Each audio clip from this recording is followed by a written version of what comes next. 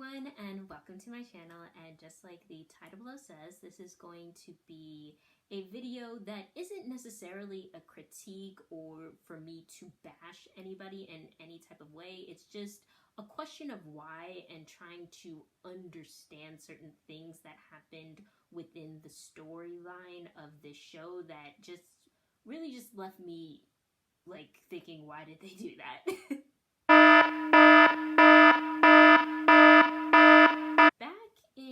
Back earlier this past year, hello 2021, there was an awesome show that HBO had put out called Lovecraft Country, which was developed by Misha Green, and it was adapted by a novel written by I think, hang on, let me get his name, because I want to get his name right. It's important to give some, to respect somebody's name. Matt Ruff. And basically this was a supernatural horror sci-fi show where the predominant cast was black, and the main characters were black, and it was set in 1950s racist America, which as a black American I really did appreciate, because in terms of like the supernatural, the mystic, and the sci-fi, black faces do tend to be missing or not as prominent as their white counterparts. So I really did like this show. It is this, along with Watchmen with Regina King, is really the reason why I just kept, staying with HBO after the way that they did Game of Thrones, like basically every season after season 4.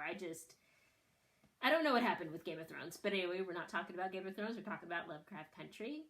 And overall, I would say that I rate the show, for me personally, a very strong, 8 out of 10. Like everybody, there are some things that I loved, some things that I didn't love but liked, and then some things that I don't want to say hate, just didn't understand and did not like. Like, I didn't hate it, but I just didn't like it and or didn't understand it, and that's what I want to talk about in this video. So, over the course of the episodes, a couple of things happened that just really left me like a big huh, and I was hoping that it would get addressed later on in the season, but it did not. And it left me like with a lot of questions, which is one of the reasons why I'm really hoping for another season. Not just because I like the show and I want it to continue, but also because I want the questions to my answer. I want the answers to my questions. And I'm gonna try and keep it in episodic order. However, it has been a while, and I did take notes. So if you do see my eyes dart away, it's because I'm looking at my notes. But yeah, there's some things that I wanted to talk about, and also, like, if you guys saw something that I may have missed, let me know. And, hopefully that, my answers will be given to me. So anyway, I want to say this was in episode 2, where Journey's character Letty, loved Journey Smollett, loved her since Eve's Bayou. Well, actually, technically loved her since Fuller House. Like, I watched reruns of Full House. And also, so like Letty, and then her friend / baby daddy Tick, and Tick's uncle daddy George.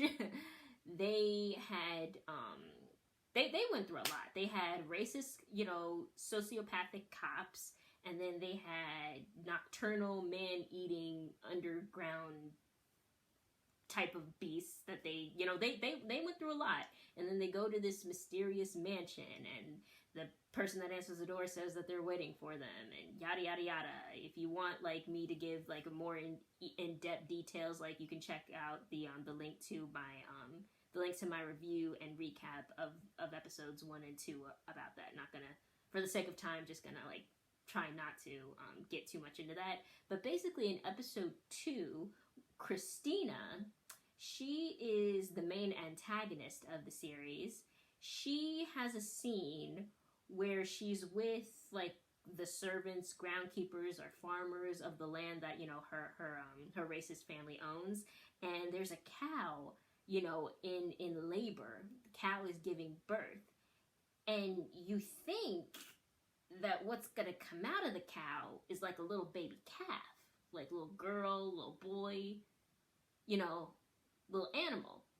It is not. It is this very weird, odd, gross thing that we are to assume grows up to be those gigantic nocturnal man-eating creatures that Tick, Letty, and George like had to fend off. And we do see them again. We'll see creatures like that again later on in the series. So I can understand that scene being in there for the purposes of world building. However, it did, raise questions like, is this how they come into the world? Like, and if that is the case, how did they impregnate the cow with the seed? Which, I'm assuming like this is how it happened. Like they impregnated the cow with the seed that would grow into this like monstrous thing. Like, is that how they were made? And if so, like, how did they develop this technology? I wanted to know the why, especially in later episodes where Tick, he is able to summon a creature like that and imprint on it so that it serves him, and then he's eventually able to pass that power down to his cousin / possible sister. So how did that happen? If Christina's family and like her little racist organization are responsible for the creation of these creatures, how was it that Tick was able to like get one and get one to imprint on it? I know like they casted a spell, but like again, like are these like the type of spells that they use to control the creatures? It was just a lot of questions, and I just wanted like more details about it. It was just something that that just made me think and made me wonder. And another reason why I had questions about it is because the one that Tick imprinted on, it was black. Now, when it was summoned, was it already black, or changing of colors had something to do with the imprinting? Like what? Like I just want to know. Like I can understand again them having the scene to establish the world building, but like I need more. I need more. I need to understand this. Which again, praying for that second season, y'all. And then another thing that popped up that just really, really, really bugged me more so than the cow giving birth to the creature is the Conjure Woman. When she came in on the Letty oriented episode where she moves in and she's got to deal with these racist neighbors and the ghosts and whatnot, which is a dope episode. I really feel like that's my favorite episode out of like the entire season. And anyway, so Letty, she's being haunted by a racist sociopathic Dr. Ghost who would kidnap and experiment and torture black people, which did happen in real life. Look up the history of gynecology. And she brings in a Conjure Woman, and I was here for the Conjure Woman. I thought she was dope. I was really worried about her when she was slammed against that wall. I hope she's not dead. I'm pretty sure she's not dead, but I don't know for sure if she is dead or not. And anyway, she comes in and like she casts the spell.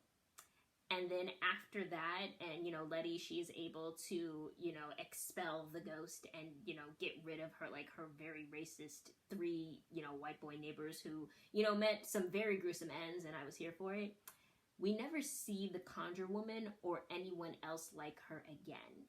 My question is she dead? And if she is not dead, like where is she? Why during like the whole progression of the story did Letty never consult or talk to her again? And also, how did Letty know about her? And is this Conjure Woman a part of a community, a black community that knows their own magic? And if that is so, again, why didn't Letty like defer to them for assistance when it came to this? That was just some questions that I had. And then also like towards the end of the season, in like the last episode, as Christina is dying, she has been stoned to death, which is like one of the ways that Salem persecuted witches, was like stoning them.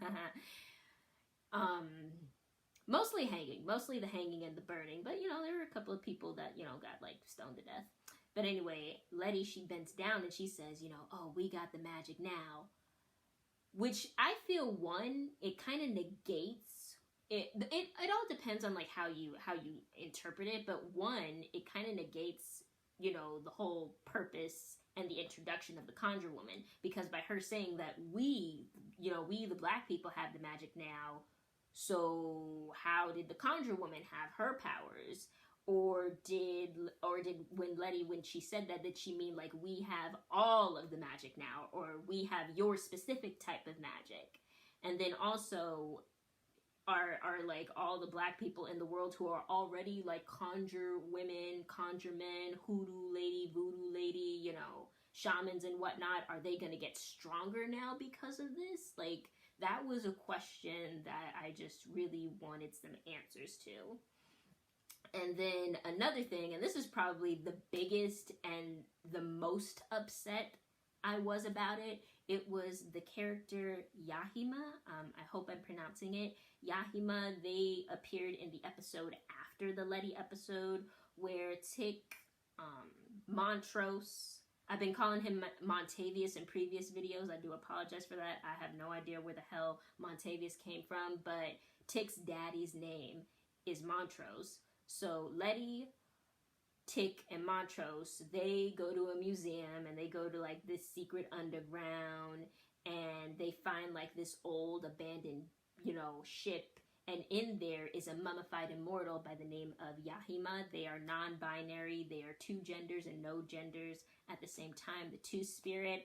I really liked seeing Yahima, like that type of representation. And I really thought Yahima was going to have a more prominent role, which is why I was very disappointed and in shock when Montrose just slit Yahima's throat. And my question is that Yahima, they existed for like centuries in that old abandoned ship, and they were able to just come back like that. Like we saw it like right before like Letty, Tick, and Montrose's eyes, they were like reforming themselves. So they were able to like survive down there throughout all that time. And then they just get taken out that easily with just like a slit to the throat. This person who is supposed to be immortal. Like that made no sense to me. I don't understand that. And I also don't understand like what happened to the body. And why was there no blood? Because let's say for argument's sake, okay, Yahima, did die.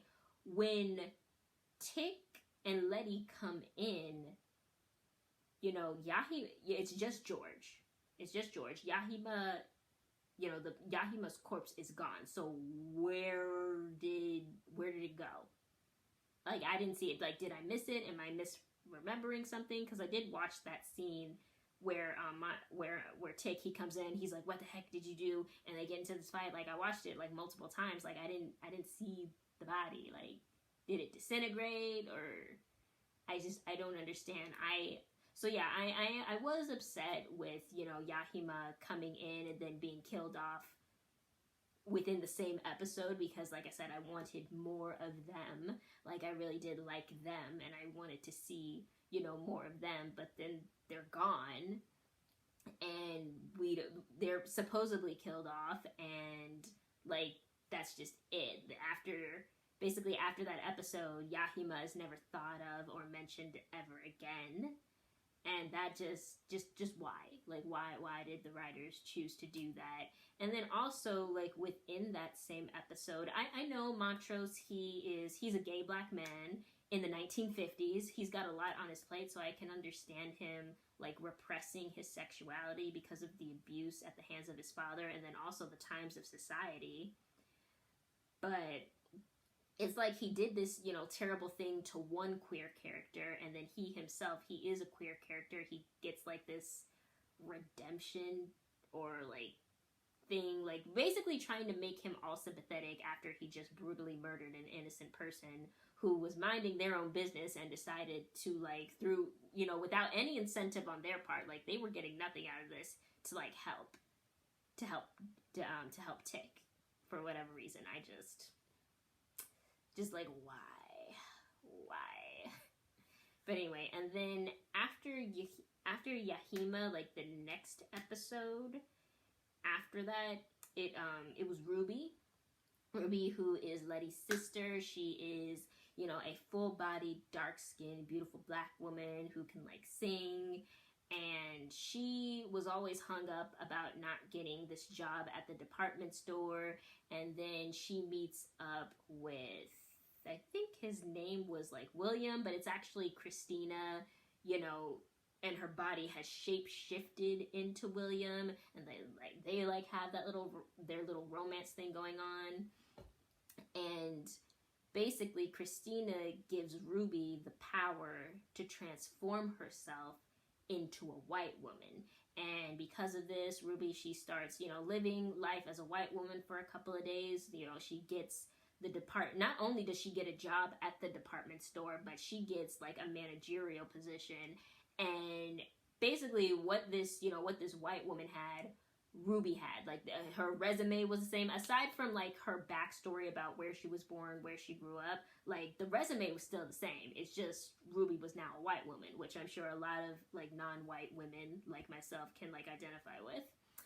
And Ruby's boss, he was the scum of the earth. There was only one actual, you know, visibly black employee working there, and that piece of garbage, he took her out in the back alley and he tried to force himself on her.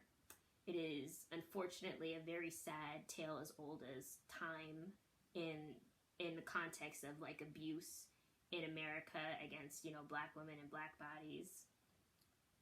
And Ruby, you know, she witnesses this and she decides to get revenge.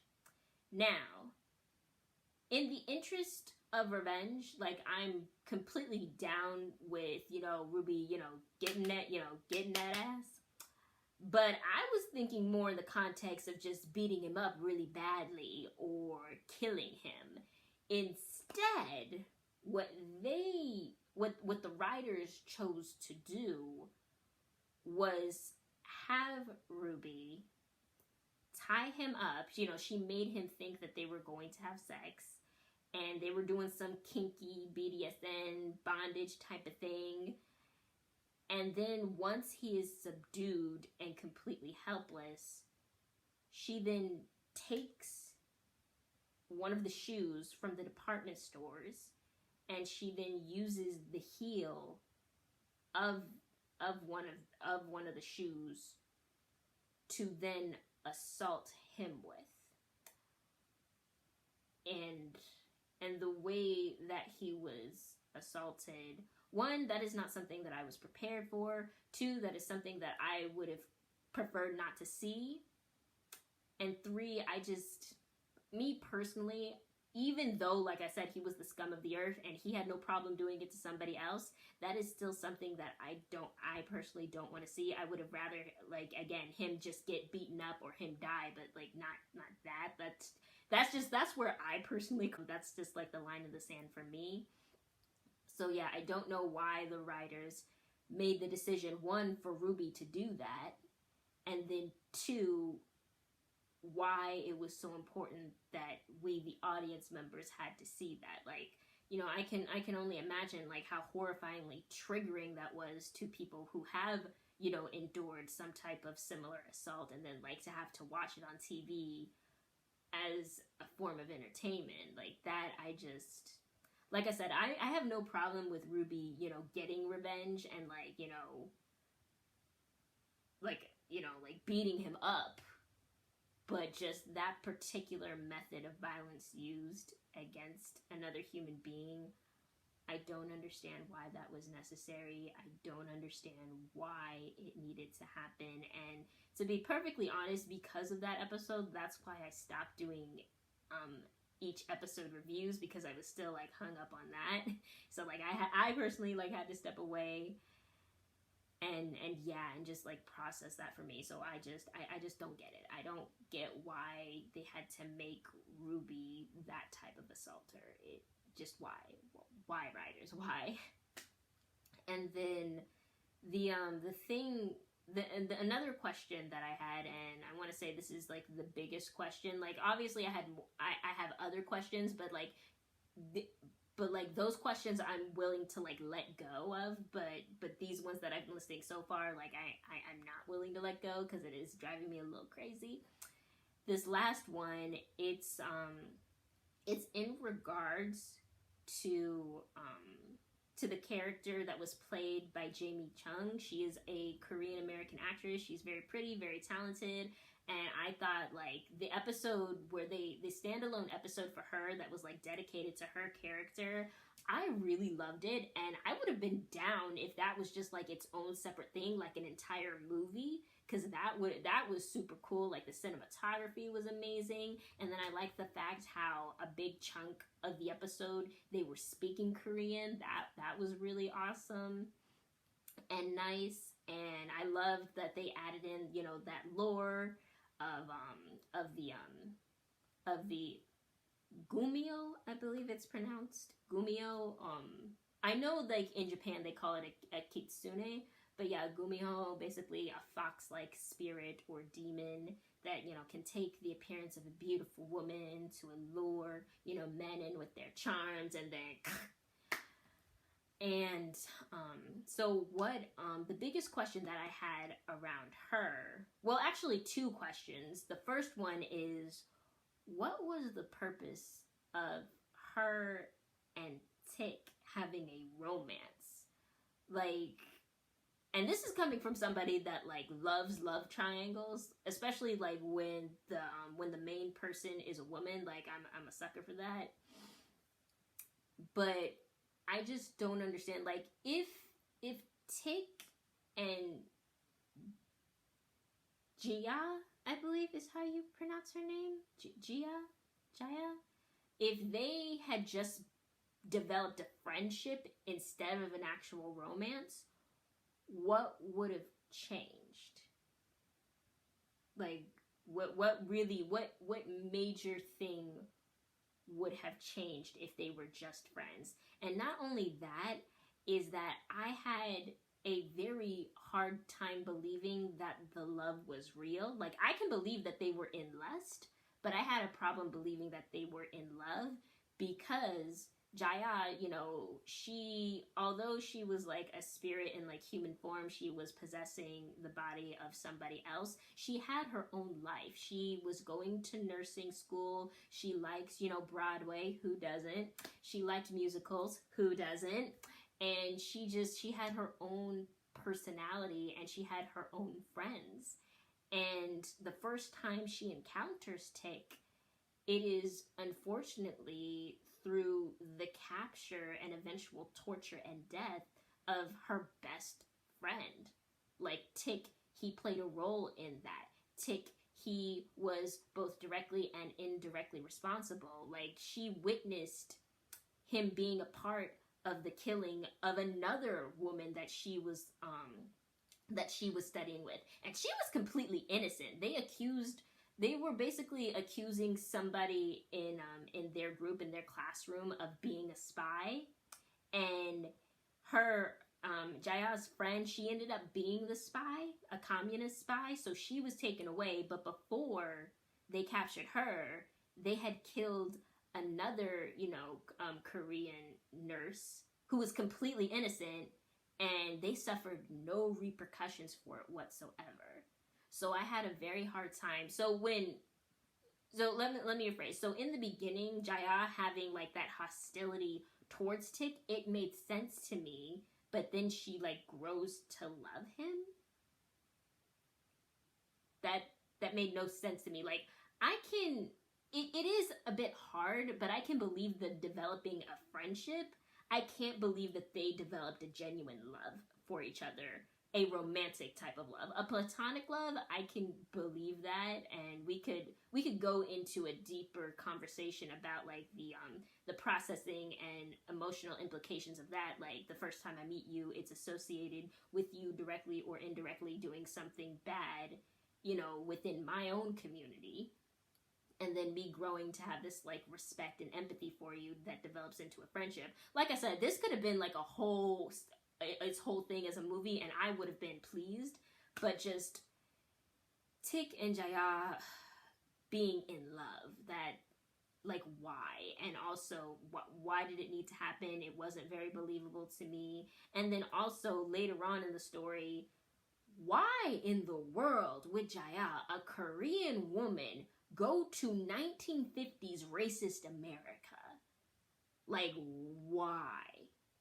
I mean, in the show, they say, like, oh, my mom died, and she went there to see Tik. Of all people, all the places she could have gone in the world, she wanted to go to 1950s racist America. I can't understand why anybody who isn't white and Christian would want to go to America with all of its segregation and whatnot, and lynchings. Like, I don't understand, like, why Jaya wanted to go there. And not only that, when she goes there and she sees him, she first meets a pregnant Letty, who is his current chick, and then Tik, he is less than kind to her. So I don't understand why Jaya was just like, you know what, I don't need this, I'm going home, type of thing, or like going somewhere else in the world. No, she chose to stay and take Tik's, you know, which I thought was a BS type of apology. Like, if you didn't need something from Jaya, or if you didn't want something from Jaya, would you have even gone down there and apologized to her in the first place? Like, you can miss me with that. But, you know, she does. So Jaya falling in love with Tik, Jaya going to 1950s racist America to see Tik, and then Jaya still going out of her way to help Tik after he was very rude and hurtful to her. Like, I mean, that, I just want to know the why. And like I said, if you had just made them just friends, like really good friends who developed like this genuine respect and compassion for one another, a very strong platonic type of love instead of them being in love, what would have changed? Or even if you had taken like Jaya out of it entirely, what else would have changed? What would have changed significantly? And I was speaking to my dad, because he was watching the show like at his house about it, and he said like, oh, well, Jaya, she needed to be there to like help, stop Christina. And I'm like, okay, fair enough, but again, why did she need to be in love with Tik to make it happen? So anyway, because of that, that's one of the reasons why for me personally, why I won't say Lovecraft is a perfect show. It is a good show. And like I said, overall, I give it like a strong 8 out of 10. Like, what is the perfect show? But yeah, like I said, I'm hoping that we have another season so that these questions can be answered. And I kind of want to see Tik and Letty's son and see what his relationship with Montrose is like, because Montrose, he was a bad father. I mean, yes, he was abused himself, and like, bad fatherhood is like all he's known, but still. And honestly, I'm pretty sure, but I may do a video about that as well, about the character Montrose and like the cycle of abuse, because Montrose, he has been through a lot. Like, I'm not gonna like negate the fact that he has been through so much at such a young age, and again, it's 1950s racist America. So yeah, I'm pretty sure I may do a video about that as well. But yeah, these were my, why did the writers do that type of questions for a show called Lovecraft Country, which I do genuinely like and want to see a second season of. But anyway, thanks for watching.